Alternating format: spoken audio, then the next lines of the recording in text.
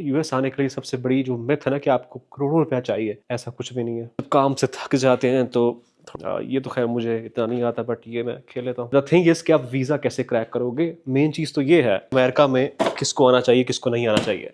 इस जगह पे जाके जूम मीटिंग सेशंस जो भी स्टूडेंट से करने होते हैं, ऐसे घर होते हैं यहाँ पे लैस वेगस में, तब भी नीचे आता हूँ ना तो ये मेरी जान को पड़ जाता है क्योंकि इसको कुछ ना कुछ खिलाना पड़ता है। सो जस्ट अ सेकेंड, ये इनको दे दे। पाकिस्तान में कोई 15-20 लाख महीने का 10 लाख ही कमाते हो ना, तो फिर तो आपको अमेरिका नहीं आना चाहिए, और आपके पास ज़्यादा पैसा भी नहीं है तो आप फिर कैसे आ सकते हैं। और यहाँ पे ऐसी यूनिवर्सिटीज़ भी हैं जिनकी पर सेमेस्टर की फ़ीस सिर्फ 6 से 7 लाख होती है। वीज़ा लेने के लिए जो यूनिवर्सिटी की सिलेक्शन है वो बहुत इंपॉर्टेंट होती है। आजकल तो एजेंट हर बंदे को वेस्ट क्लिफ लाइक भरमार है, जहाँ से उनको अच्छा कमीशन मिलता है वहाँ भेज देते हैं। ऐसे भी हमारे स्टूडेंट्स हैं जिनका 2.2 2.1 CGPA, उनको भी एडमिशन मिल गया यहाँ पे। Hello guys, this is Ehsan और आज है हमारा फर्स्ट यूट्यूब की सीरीज़ कि आप अमेरिका कैसे आ सकते हैं और क्या चीज़ें ज़रूरी हैं अगर आप अमेरिका आना चाहते हैं। आपके पास ज़्यादा बजट है या नहीं है, क्या पॉसिबिलिटीज़ आपके कैरियर में यहाँ पे हैं, ये सब चीज़ें हम इस वीडियो के अंदर डिस्कस करेंगे, या इस सीरीज़ के अंदर हम लोग डिस्कस करेंगे। आप सब लोग मुझे इंस्टाग्राम पे फॉलो करते होंगे द वीज़ा कोच के नाम से, बट आई थॉट कि लॉन्ग फॉर्मेट कंटेंट जो है वो भी ज़रूरी है। ये लैस वेगस का, सॉरी अमेरिका का शहर ये लैस वेगस है, और अभी हम घर के बाहर खड़े हुए हैं। शाम का टाइम हो रहा है, अराउंड 5 PM, और वेगस में गर्मी होती है लेकिन आज क्लाउडी है एंड ही इज़ बार्किंग। अच्छा खैर, अभी हम चलते हैं अंदर। यहाँ पे शाम के टाइम मैं यूजली वॉक वगैरह करता हूँ, और तो परदेश में कुछ होता नहीं है काम वगैरह से, जब बंदा थक जाता है तो कुछ तो करना है। यहाँ पे ऑफिस का वर्क जो जो करना हो, इस जगह पे जाके जूम मीटिंग सेशंस जो भी स्टूडेंट से करने होते हैं, जो भी फॉरेन आ रहे हैं, यूएस आ रहे होते हैं हमारे और हमारी टीम के, वो सब यहाँ पे हम कंडक्ट करते हैं। उसके बाद जब काम से थक जाते हैं तो थोड़ा सा प्लेइंग एरिया अपने लिए रखा हुआ है। ये तो खैर मुझे इतना नहीं आता, बट ये मैं खेल लेता हूँ जब कोई दोस्त वगैरह कुछ यहाँ गैदरिंग होती है। और खैर ये किचन की स्पेस आ गई। ऐसे घर होते हैं यहाँ पे लैस वेगस में। अमेरिका के डिफरेंट शहरों में डिफरेंट डिफरेंट स्टाइल है सब घरों का। किसी जगह पे आपने देखा होगा, अगर आप थोड़ा न्यूयॉर्क की या जॉर्जिया की साइड जाएं, या थोड़ा इंग्लिश मीडियम शहरों में या स्टेट्स में जाते हैं, वहाँ पे एक डिफरेंट वाइब होती है। लैस वेगस की वाइब मुझे इसलिए पसंद है कि मैंने खुद कराची में बहुत टाइम गुजारा, और उसके अलावा गल्फ़ की फीलिंग आती है लैस वेगस से। और जो हार्श वेदर है वो यहाँ पे नहीं होता, जो कि यूजली अमेरिका में बाकी शहरों में होता है।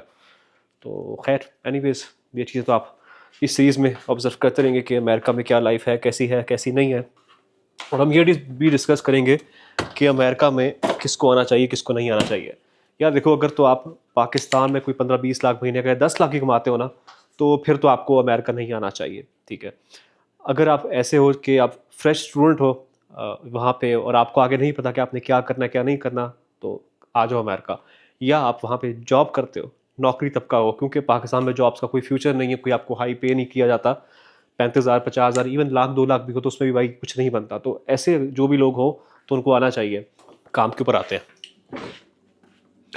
तो अगर आप ऐसे कोई लोग हो ना कि वहाँ पे आप सिर्फ जॉब्स कर रहे हो, जॉब के अलावा कोई आपके पास अपॉर्चुनिटी नहीं है, कैमरा भी उठा लें, तो फिर आप ज़रूर अमेरिका हो। बहुत सी अपॉर्चुनिटीज़ हैं यार यहाँ पे, जॉब्स के अलावा कारोबार की बहुत सी अपॉर्चुनिटीज़ है। आपके ऊपर डिपेंड करता है कि आपने जॉब करनी है क्या करना है, उस हिसाब से कुछ ना कुछ निकलता रहता है। अब थोड़ा सा हम आते हैं काम की बात के ऊपर कि स्टार्ट कहाँ से करना है आपने यूएस का, और स्पेशली अगर आप स्टूडेंट हैं और आपके पास ज़्यादा पैसा भी नहीं है तो आप फिर कैसे आ सकते हैं। Let's start that. अगर आप यूएस आना चाहते हैं और आप ये सोच रहे हैं कि आपके पास ज़्यादा बजट नहीं है, सब कुछ कैसे होगा, तो यूएस आने के लिए सबसे बड़ी जो मिथ है ना कि आपको करोड़ों रुपया चाहिए, तो टू बी ऑनेस्ट ऐसा कुछ भी नहीं है। लाइक हमारे मेजॉरिटी स्टूडेंट्स वो यहाँ पे आए या स्टिल आते हैं या अभी फॉल के अंदर आ रहे हैं, जिनके वीज़ा अप्रूव हुए हैं, लिटरली उनके पास अपनी बैंक स्टेटमेंट्स भी नहीं थी। बहुत सी चीज़ों में हमने हेल्प की उनकी, कि मेन चीज़ यही होती है हर किसी के दिमाग के अंदर जब भी वो स्टडी अब्रॉड का सोच रहा होता है कि ख़र्चा कितना आएगा मेरा।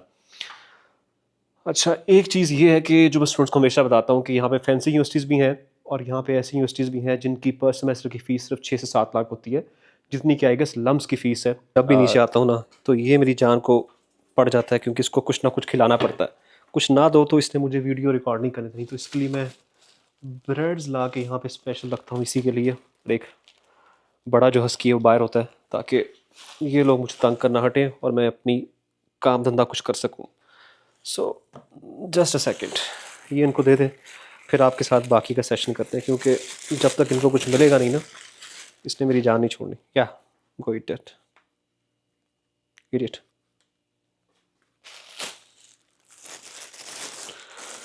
खा लो भैया, अब तो दे दिया आपको, अब और आपके लिए क्या करें, आपके डांस करने से तो रहे हम लोग। Really sorry for this, but क्या कर सकते हैं। अच्छा, तो हम टॉपिक पे थे कि आपका खर्चा कितना आएगा। आपका जो एक्सपेंस आना है ना यूनिवर्सिटीज़ में अप्लाई करने से लेके आपकी सर्विस फ़ीस, आपकी इंग्लिश टेस्ट की फ़ीस, और इसके बाद जो आपका है एम्बेसी की फ़ीस, सब कुछ टोटल मिला के जो आपकी कॉस्ट आएगी वो अराउंड 4 लैक्स आती है यूएस का वीज़ा लेने के लिए, F1 का जो वीज़ा होता है। और आपने पाकिस्तान से इसके अलावा कोई भी फ़ीस नहीं देनी होती यूनिवर्सिटीज़ को। जो भी करना है वो यूएस आके करना है। अच्छा, स्ट्रेटजी होती है हर चीज़ को करने की पूरा, ठीक है। अगर आपके पास पैसे हैं, आप फैंसी यूनिवर्सिटी में आओ, अच्छी यूनिवर्सिटी में, अच्छी टॉप रैंकिंग यूनिवर्सिटी में, जितना मर्जी आपको खर्च करना है आप करो, वीज़ा लेके आओ, यहाँ पे पढ़ो। अगर आप महीने का एक सेमेस्टर का 40 लाख 50 लाख लगा सकते हो। अब मसला उनके लिए जो कि इतना नहीं महीना का लगा सकते, अब वो क्या करेंगे। सो वो लोग जो कि एक महीने का इतना पैसा नहीं दे सकते, उनके लिए भी यहाँ पे यूनिवर्सिटीज़ मौजूद हैं जिनकी पर सेमेस्टर फ़ीस बहुत कम होती है, $3000। और ये इस तरह की फ़ीस है कि जो कि मेजॉरिटी लोग जो आते हैं वो ऑन कैंपस जॉब्स करके या और बड़े वेज़ हैं। अब सबको पता है, सब बहुत होशियार हैं इन चीज़ों के अंदर।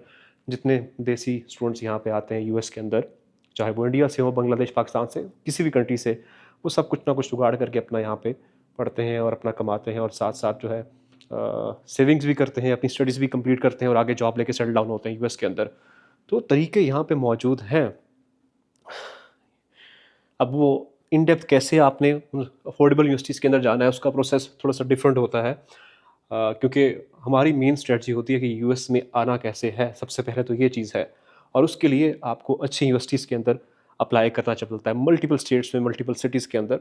क्योंकि अगर आप सिर्फ मेजॉरिटी केसेस में देखा कि बहुत सी रिजेक्शन ऐसी होती हैं कि लोग एक दो यूनिवर्सिटीज़ में अप्लाई करके चले जाते हैं और वो सोचते हैं कि शायद हमें अप्रूवल मिल जाएगा, क्योंकि उससे ऑफिसर को ये लगता है कि आपके पास क्या फंड्स नहीं है कि आपने सिर्फ एक दो यूनिवर्सिटीज़ में अप्लाई किया, क्योंकि आप इतने काबिल तो स्टूडेंट हो नहीं कि आप ऑक्सफोर्ड या स्टैनफोर्ड या कोलंबिया जैसी यूनिवर्सिटी में अप्लाई कर रहे हो। तो ऑफिसर यही सोचता है इवेंचुअली कि आपका कोई जाने वाला उस एरिया में रहता है, या फिर आपके पास फंड्स नहीं मौजूद। तो एटलीस्ट जब अगर प्लान कर रहे हो आप सही तरीके से यूएस जाने का, तो सही तरीके से उसको इनिशिएट भी करो। थोड़े से पैसे शुरू में जो लगते हैं उसको लगा लो, ताकि आपको वीज़ा मिल जाए। ये जितनी रिकवरी होती है ना, ये 3-4 लाख, ये सारी की सारी आपको यहाँ पे आते हुए एक महीने की गेम भी नहीं है। क्योंकि यहाँ पे $3,000 $4,000 लोग इनिशियली यहाँ पे काम करके बना रहे होते हैं। वीज़ा लेने के लिए जो यूनिवर्सिटी की सिलेक्शन है वो बहुत इंपॉर्टेंट होती है। मैं ये नहीं कहूँगा कि सब कुछ यूनिवर्सिटी पर डिपेंड कर रहा होता है, क्योंकि बहुत से और मज़ीद फैक्टर्स आपकी प्रोफाइल के अंदर होते हैं। बट यूनिवर्सिटी एक स्टेप है आपका। देखो, अगर आपको अपने घर की कंस्ट्रक्शन करनी है तो आप पहले बेस बनाओगे, नीचे उसकी डिगिंग करोगे, उसकी पाइलिंग करोगे, वहाँ से बेस अच्छी तरीके से उठाओगे तो ऊपर जो इमारत है वो खड़ी होगी। तो सेम थिंग इसी में है कि आप अगर वीज़ा आपको चाहिए तो आप स्टार्ट उसका हद अच्छे तरीके से लोगे कि कहीं आप मिस्टेक ना हो। क्योंकि वीज़ा ऑफिसर का जो इंप्रेशन है ना कि आप किस यूनिवर्सिटी में जा रहे हो या आपने किस किस यूनिवर्सिटी में अप्लाई किया, कहाँ से आपको एक्सेप्टेंस लेटर आया, वीज़ा ऑफिसर वो इसलिए पूछता है आपसे कि वो वहाँ से समझ आता है कि आपके ग्रेड्स किस तरह के होंगे, आप किस तरह के स्टूडेंट रहे होंगे अपने एजुकेशन कैरियर के अंदर, कि आपने ये यूनिवर्सिटीज़ चूज़ किया, इन यूनिवर्सिटीज़ ने आपको एडमिट दिया। क्योंकि ये मेन स्ट्रेटजी होती है। इतनी मैंने रिजेक्शन देखी है, कोई ओल्ड डोमिनियन यूनिवर्सिटी से आ रहा है, कोई इंडियाना यूनिवर्सिटी से आ रहा है, कोई वेस्ट क्लिफ। आजकल तो एजेंट हर बंदे को वेस्ट क्लिफ लाइक भरमार है, जहाँ से उनको अच्छा कमीशन मिलता है वहाँ भेज देते हैं। क्योंकि वीज़ा ऑफिसर भी देखो, वो रोबोट नहीं है, वो ह्यूमन है वीज़ा ऑफिसर। जब आप वीज़ा विंडो पे जाते हो तो वहाँ ऑफिसर को आप जब यूनिवर्सिटी का नाम लेते हो, फॉर एग्जांपल वेस्ट क्लिफ का नाम ले लिया आपने, जब शाम को वीज़ा ऑफिसर बैठता है अपने कोलीग के साथ, डिफरेंट जगहों में उनकी सिटिंग होती है या जो भी उनका फ्री टाइम होता है, तो वो भी एक नॉर्मल इंसान है। वो डिस्कस करते हैं आपस में कि यार फलां यूनिवर्सिटी के जो स्टूडेंट्स आते हैं उनको पता नहीं होता, या इस जो यूनिवर्सिटी के कैंडिडेट्स आ रहे हैं ना, उनकी इंग्लिश अच्छी है या उनके ग्रेड्स अच्छे नहीं है, और ये कोई एजेंट्स को भेज रहे हैं, क्योंकि स्टूडेंट को खुद नहीं पता कि उसने यूनिवर्सिटी क्यों सेलेक्ट की, कोर्स क्यों सेलेक्ट किया, तो वो समझ आता है। तो इस तरह करते कराते जब एक दिन, 2 दिन, पूरा महीना, 1 साल इस यूनिवर्सिटी के ऐसे स्टूडेंट्स आएंगे जिनको एबीसी पता ही नहीं होगी इस चीज़ों की, या उनका कोई गोल ही क्लियर नहीं होगा, तो एक परसेप्शन जो है वो नेगेटिव बन जाती है। इसलिए यूनिवर्सिटी की सिलेक्शन हम कहते हैं कि क्यों ज़रूरी है करना। यूनिवर्सिटी सिलेक्शन के बाद आपकी आगे एक बहुत बड़ी स्ट्रगल है DS 160 की, चाहे वो हो, चाहे आपके वीज़ा इंटरव्यू की प्रिपरेशन की हो, क्योंकि एडमिशन ले लेना तो कुछ नहीं हो, तो हर किसी को मिल जाता है। ऐसे भी हमारे स्टूडेंट्स हैं जिनका 2.2 2.1 CGPA, उनको भी एडमिशन मिल गया यहाँ पे मास्टर्स के अंदर। द थिंग इज़ कि आप वीज़ा कैसे क्रैक करोगे, मेन चीज़ तो ये है। अगर आपने सब कुछ कर लिया है और आपको वीज़े का ही नहीं पता, तो वो सारी महीनों की मेहनत आपकी ज़ाया चली गई। वीज़ा लेने के लिए आपको क्लैरिटी होनी चाहिए अपने जवाबों के अंदर, आपकी TS 160 के अंदर, आपकी ओवरऑल प्रोफाइल में क्या नेगेटिविटी है, क्या पॉजिटिव चीज़ें हैं, ये सब कुछ आपको पता होगा तो आप क्रैक कर सकते हो। अदरवाइज़ वही बात है कि अगर आप बिल्कुल खाली होके जाओगे कि शायद मुझे लक की बेस पे वीज़ा मिल जाएगा, तो मेरे भाई ऐसे तो फिल्मों में होता होगा शायद, लेकिन रियल लाइफ में तो बहुत कम होता है। फॉर एग्जांपल वीज़ा ऑफिसर आपसे पूछता है कि आपने ये कोर्स या यूनिवर्सिटी सेलेक्ट क्यों की। एक तरीक़ाकार ये है बात करने का कि आप उसको बोल देते हो कि ऑफिसर ये जो कोर्स है ये अलाइन हो रहा है मेरी प्रीवियस स्टडी के साथ, मेरे वर्क एक्सपीरियंस के साथ, और जो मैंने फ्यूचर में करना चाहता हूँ, मेरे फ्यूचर गोल्स भी इससे मिलते जुलते हैं। और आप ये उसका जवाब दे रहे हो वीज़ा ऑफिसर को, ठीक है। और ये आपको सिंपली रिजेक्शन की तरफ लेके जाएगा, क्योंकि मोस्टली लोगों को और इसके अलावा कुछ पता ही नहीं होता कि हमने जवाब कैसे देना है। फॉर एग्जाम्पल, एक मैं आपको एग्जाम्पल देता हूँ सिंपल की। आपने BBA किया हुआ है किसी मार्केटिंग के अंदर, किसी भी चीज़ के अंदर, फाइनेंस के अंदर, कुछ भी खैर किया हुआ है आपने। अब आप MBA करने जा रहे हो, ऑफिसर उससे पूछता है कि आपने ये कोर्स क्यों सिलेक्ट किया या यूनिवर्सिटी क्यों सिलेक्ट की।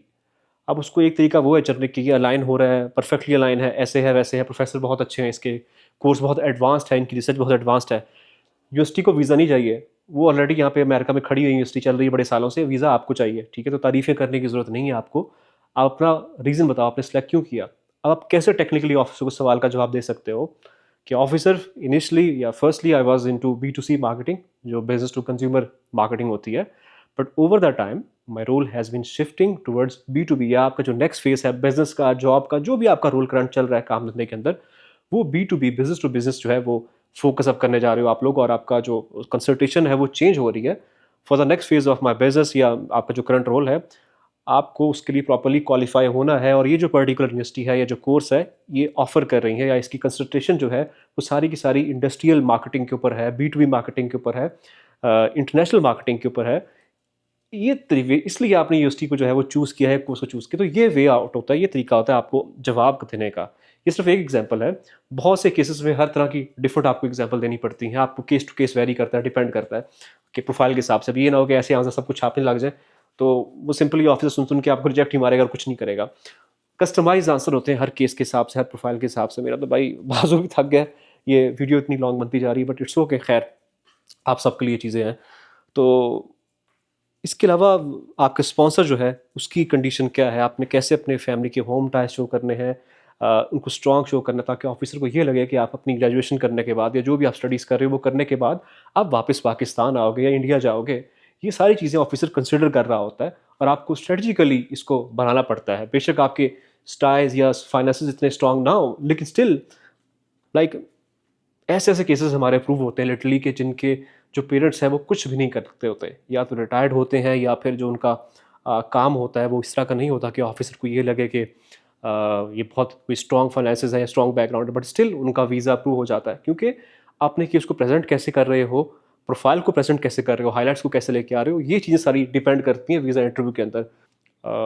बाकी इस इस ब्लॉग को बाकी मैं यहाँ पे एंड करूँगा, क्योंकि बहुत लंबा हो गया। नेक्स्ट वीडियोज़ में आपको एक्सप्लेन करूँगा यहाँ की लाइफ के बारे में, और मज़ीद जो इश्यूज़ आते हैं आपके वीज़ा रिजेक्शन के। वीज़ा रिजेक्शन होना कोई बहुत बड़ी बात नहीं है, बहुत लोगों के होते हैं जिनको नहीं पता होता, लेकिन अगर आप प्रिपेयर होकर जाओ अच्छे तरीके से तो वीज़ा सेकंड टर्म में, थर्ड टर्म में अप्रूव हो जाता है। कोई सच कोई बिग गेम नहीं है कि आपको लगे कि यार ये इम्पॉसिबल चीज़ है, या आपके लिए इम्पॉसिबल शायद होगी क्योंकि आप लोगों की ये फील्ड नहीं है। बाकी इसके अलावा जो लोग ड्रीम है यूएस आने का और वो बजट में आना चाहते हैं, वो स्टिल कांटेक्ट कर सकते हैं इंस्टाग्राम पेज के थ्रू मुझे, और मैं टीम से आपको अलाइन करा दूंगा। बट अगर आपकी इस वाकई में कोई सीरियस क्यूरी है, अगर आपको ये पूछना है कितना खर्चा आएगा, कैसे है, वैसे है, नहीं है, वो ऑलरेडी आपको इस वीडियो में एक्सप्लेन कर चुका हूँ, बता चुका हूँ कि इतना आपका एक्सपेंस आएगा। 3 से 4 लाख आपको लगता है वीज़ा लेने के लिए, उसके बाद यहाँ पे आप आगे ट्रांसफ़र करते हैं, डिफरेंट प्रोसेस होते हैं जिसके थ्रू यहाँ पे आप अपना जो है वो ड्रीम यूएस आने का या अपनी स्टडीज़ को कंटिन्यू करने का, लीगली यहाँ पे रहने का, ग्रीन कार्ड तक पहुँचने का वो वे जो है वो निकालते हो। ग्रीन कार्ड पे भी आएंगे कि ग्रीन कार्ड के क्या क्या तरीके हैं। जब यहाँ पे आप आते हो, बहुत सी कैटेगरीज ऐसी हैं जिसके अंदर आप रह के ग्रीन कार्ड यहाँ पे लेते हो, उसकी भी स्ट्रेटजी एक डिफरेंट है, तो दैट्स समथिंग एल्स। सो खैर आज के लिए इतना ही, मज़ीद मिलते हैं इंशाल्लाह नेक्स्ट वीडियोज़ के अंदर। I will try my best कि आने वाली वीडियोज़ के अंदर आपके लिए मज़ीद इन्फॉर्मेटिव चीज़ें लेके आऊँ और आप लोगों के लिए सब आसान बनाऊँ, एक आसानी बनाऊँ, और आपके लिए ऐसे वेज़ निकालूँ कि आप लोग आराम से यूएस में आ सकें। बेशक किसी के पास ज़्यादा बजट नहीं है, स्टिल वो अपना जो ड्रीम है यूएस आने का वो पूरा कर सके।